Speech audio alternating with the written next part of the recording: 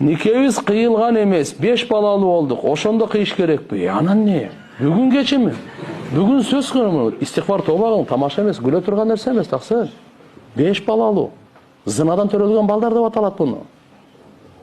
Никесиз төрөлүп калса, валаду зына болуп калат. Мусулман адам ойноштук менен, кумар менен, арам менен баш кошпойт. Мусулман адам ахиретин ойлоп баш кошот. Ак нике менен, ак бата менен баш кошот.